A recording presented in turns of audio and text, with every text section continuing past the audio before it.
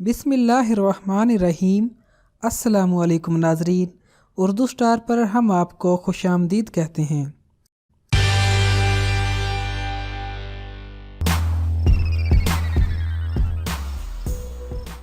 Venus Italy का एक बहुत खूबसूरत शहर है। वहाँ एक दिन एक आदमी समुंदर के किनारे एक छोटी सी नलकी लिए खड़ा था। सैकड़ों आदमी उसके चारों तरफ जमा थे। हर आदमी बारी बारी नलकी लेता और उसे आंख से लगाकर समुंदर की तरफ देखता। ये नलकी दुनिया की पहली दूरबीन थी। इसकी मदद से इंसान कई मील दूर की चीजों को देख सकता था। ये दूरबीन गैलीलियो ने तैयार की थी। गैलीलियो 400 बरस गुजरे 1564 ईस्वी में इटली के शहर पीसा में पैदा हुआ। उसका पूरा नाम गैलीलियो गैलीली था।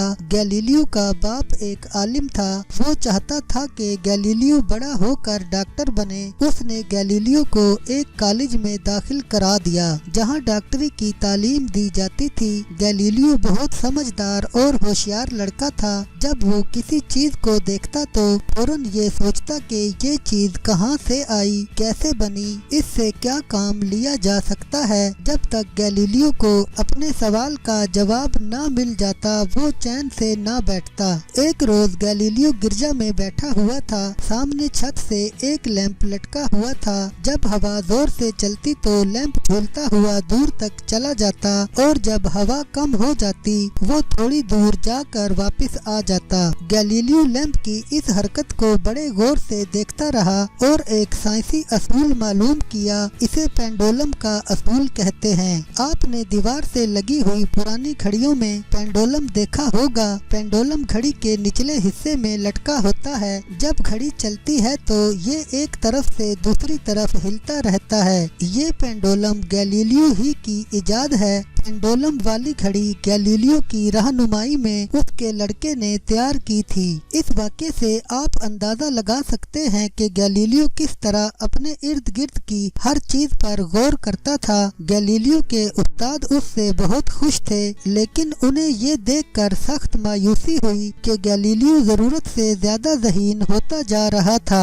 वो अपने उस्तादों से तरह तरह के सवालात पूछता। कभी कभी वो उनसे बहस भी करने लगता। एक रोज गैलीलियो के उस्ताद ने बताया कि अगर मुख्तलिफ वजन की दो चीजें ऊपर से फेंकी जाएं तो भारी चीज जमीन पर पहले गिरेगी और हल्की चीज बाद में गिरेगी। गैलीलियो ये बात मानने के लिए तैयार नहीं था, क्योंकि उसका ख्याल था कि तमाम चीजें वो भारी हों या हल्की एक ही रफ्तार से जमीन पर गिरती हैं। एक रोज गैलीलियो अपने उस्तादों के साथ शहर के बड़े मीनार की सैर को गया। गैलीलियो ने 2 ईंटें ली। एक हल्की थी और दूसरी उससे 10 गुना भारी थी। उन ईंटों को लेकर गैलीलियो मीनार पर चढ़ गया। उसके उस्ताद अपने शागिर्दों के साथ नीचे खड़े रहे। मीनार की आखिरी मंजिल से गैलीलियो ने दोनों ईंटों को एक साथ नीचे गिरा दिया। उसके उस्ताद ये देखकर हैरान रह गए कि दोनों ईंटें एक साथ और एक ही वक्त पर जमीन पर गिरी। इस वाक़ये से गैलीलियो के उस्ताद उससे नाराज हो गए। वो पीसा के कॉलेज में अपनी तालीम जारी न रख सका।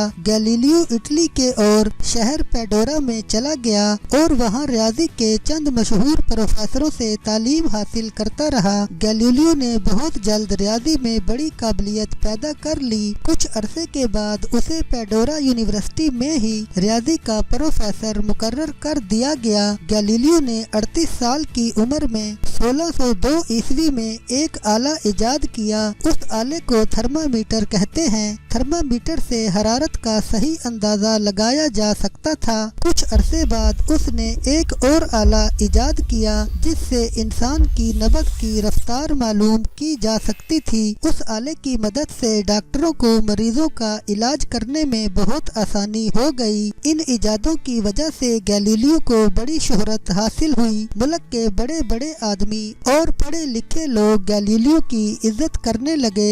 एक मर्तबा गैलीलियो वीनस गया। वहाँ उसने सुना कि बेल्जियम के एक आदमी ने एक आला तैयार किया है। उस आले के जरिए दूर की चीजें बड़ी नजर आती हैं, लेकिन उस आले में ये खराबी थी कि उसमें हर चीज उल्टी नजर आती थी।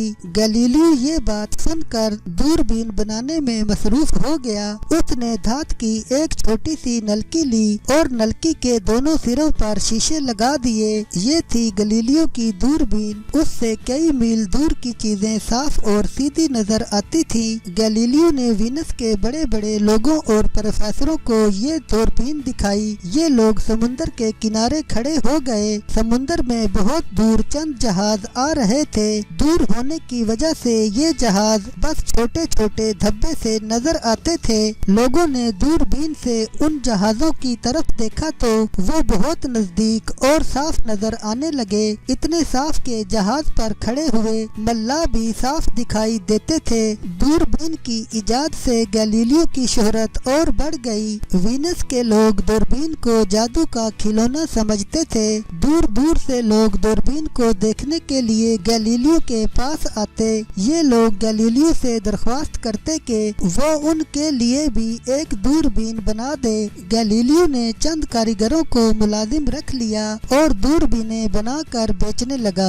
गैलीलियो अपनी दूरबीन को बेहतर बनाने की कोशिश करता रहा। कुछ अरसे के बाद उसने ऐसे शीशे तैयार कर लिए जिनसे दूरबीन की ताकत बहुत बढ़ गई। उसने एक ऐसी दूरबीन भी बनाई जिसमें दूर की चीजें 30 गुना बड़ी नजर आती थीं। उस जमाने में चांद, सूरज और सितारों के मुतालिक इंसान को सही बातें मालूम न थीं। लोग ये समझते थे कि जमीन एक जगह पर ठहरी हुई है, सूरज जमीन के गिर्द घूमता है, चांद और सितारे किसी चमकदार धात के छोटे बड़े टुकड़े हैं जिन्हें आसमान पर जड़ दिया गया है। कहकशां के मुतालिक ये मशहूर था कि ये आसमान पर एक रास्ता है जिस पर देवता चलते हैं। गैलीलियो अपनी ताकतवर दूरबीन से सूरज, चांद और सितारों को देखता रहता। उसने लोगों को बताया कि चांद जमीन के गिर्द घूमता है और जमीन सूरज के गिर्द घूमती है और इस सारी कायनात का मरकज सूरज है। कहकशाएं देवताओं का रास्ता नहीं है बल्कि हजारों लाखों सितारों का झुरमुट है। ये सितारे जमीन से बहुत दूर हैं। चांद, सूरज और सितारों के मुतालिक उस जमाने के पादरियों और प्रोफेसरों ने जो बातें मशहूर कर रखी थी, गैलीलियो ने उन सब को गलत कर दिया। गैलीलियो की इन बातों से पादरी उसके दुश्मन हो गए। पादरियों की मुखालफत की वजह से गैलीलियो वीनस छोड़कर एक छोटे से शहर फ्लोरेंस में अपनी बेटी के पास चला गया। गैलीलियो अब बूढ़ा हो चुका था। उसकी बेटी अपने बाप की खिदमत करती थी। वो उसका खाने पीने का ख्याल रखती और जरूरत की हर चीज का फौरन इंतजाम कर देती। गैलीलियो इत्मीनान के साथ सितारों के मुतालिक अपनी तहकीकात में मसरूफ हो गया। दूर दूर से नौजवान तालिब इल्म गैलीलियो के पास तालीम हासिल करने के लिए आते रहते। पादरियों को जब ये मालूम हुआ कि गैलीलियो के ख्यालात तेजी से फैल रहे हैं, इसलिए उन्होंने गैलीलियो पर ये इल्जाम लगाया कि वो अपने मजहब से भटक गया है। वो बाइबल की तालीमात को झुटलाता है और दूसरे लोगों को गुमराह कर रहा है। ईसाइयों के मजहबी रहनुमा पोप ने गैलीलियो को रोम बुला लिया। वहाँ पर मजहबी अदालत में गैलीलियो पर बेदीनी का मुकदमा चलाया गया। अदालत ने गैलीलियो को हुक्म दिया कि वो अपनी बातें दूसरों को ना सिखाया करे। खास तौर पर ये बात हरगिज मुंह से ना निकाले कि जमीन सूरज के गिर्द घूमती है। रोम से वापस आने के बाद गैलीलियो फिर से अपनी तहकीकात में मसरूफ हो गया। उसने एक नया आला तैयार किया। उस आले को दूरबीन कहते हैं। ये आला दूरबीन ही के असूलों पर बनाया गया था। इसके जरिए नजदीक की छोटी छोटी चीजें बहुत बड़ी नजर आती थी। उसके शीशे इतने ताकतवर थे कि आदमी के बाल को जब उन शीशों से देखा जाता तो वो एक मोटी रस्सी के बराबर नजर आते। उस खुर्दबीन के जरिए बाद में मशहूर साइंसदानों ने बीमारियों के जरासीम का पता चलाया और इंसान के खून में उन नन्हे नन्हे जर्रात को देखा जो बीमारी के जरासीम का मुकाबला करते हैं। खुर्दबीन ही की मदद سے سائنسدانوں نے بہت سی بیماریوں کو دور کرنے والی دوائیں بھی ایجاد کی۔ گیلیلیو نے کچھ عرصے بعد ایک کتاب لکھی۔ اس کتاب میں اس نے چاند، سورج، ستاروں اور زمین کے متعلق اپنے خیالات کو دلائل کے ساتھ بیان کیا اور بتایا کہ اس کائنات کا مرکز سورج ہے۔ تمام چھوٹے بڑے سیارے سورج کے گرد گھومتے ہیں۔ روم کی مذہبی عدالت گیلیلیو کو پہلے ہی حکم دے چکی تھی کہ وہ اپنے خیالات کو دوسرے لوگوں تک نہ پھیلائے۔ پوپ کو جب معلوم ہوا کہ گیلیلیو نے یہ ساری باتیں ایک کتاب میں لکھ دی ہیں تو اس نے گیلیلیو کو پھر سے روم میں طلب کیا۔ وہاں گیلیلیو پر دوبارہ مقدمہ چلایا گیا۔ گیلیلیو بہت بوڑھا ہو چکا تھا اور کافی عرصے سے بیمار بھی رہنے لگا تھا۔ لوگ گیلیلیو کی عزت کرتے تھے لیکن پادریوں کے مقابلے میں اس کی مدد نہیں کر سکتے تھے۔ گیلیلیو اکیلا تھا۔ اس نے مذہبی عدالت کے ارکان کو یہ سمجھانے کی بہت کوشش کی کہ وہ مذہب کے خلاف نفرت پھیلانا نہیں چاہتا۔ اس کا مقصد یہ ہے کہ لوگ اس کائنات کے متعلق صحیح باتیں جان لیں، قدرت کے اس نظام کو سمجھنے کی کوشش کریں اور اس نظام کے اصولوں کے مطابق انسان ترقی کے لیے نئے راستے تلاش کریں۔ مذہبی عدالت گیلیلیو کی باتوں سے متاثر نہ ہوئی۔ عدالت نے گیلیلیو کو مذہب کی مخالفت کا مجرم قرار دیا۔ عدالت نے اس کی کتاب کو ضبط کر لیا۔ گیلیلیو کو دھمکی دی گئی کہ اگر اس نے اپنے خیالات کو نہ بدلا تو اسے سخت سزا دی جائے گی۔ عدالت کے حکم پر گیلیلیو نے ایک کاغذ پر دستخط کر دیے جس میں لکھا گیا تھا کہ سورج، چاند اور زمین کے متعلق اس کے نظریات غلط تھے اور اب وہ اس بات کا قائل ہو گیا ہے کہ زمین ساکن ہے اور سورج اس کے گرد گھومتا ہے۔ گیلیلیو جب عدالت سے باہر آیا تو اس نے اپنے ایک دوست سے کہا، میں بوڑھا اور بیمار ہوں، اس لیے میں نے ان کے کہنے سے یہ بات لکھ دی ہے، لیکن میرے لکھ دینے سے حقیقت نہیں بدل سکتی۔ زمین سورج کے گرد گھومتی ہے اور گھومتی رہے گی۔ مذہبی عدالت نے گیلیلیو پر طرح طرح کی پابندیاں لگا دیں۔ اسے اپنے شاگردوں سے ملنے اور تعلیم دینے کی اجازت نہ تھی۔ فلورنس میں وہ اپنی بیٹی کے مکان پر اکیلا پڑا رہتا۔ گیلیلیو دن بدن بیمار ہوتا چلا گیا۔ کچھ عرصے کے بعد وہ اندھا بھی ہو گیا اور اس کے لیے لکھنا اور تجربے کرنا بھی ممکن نہ رہا۔ گیلیلیو 87 سال کی عمر میں 1642 عیسوی میں اس دنیا سے رخصت ہو گیا۔ گیلیلیو کی موت کے بعد دوسرے سائنسدانوں نے اس کے نظریات پر غور کیا اور وہ اس نتیجے پر پہنچے کہ گیلیلیو ٹھیک کہتا تھا۔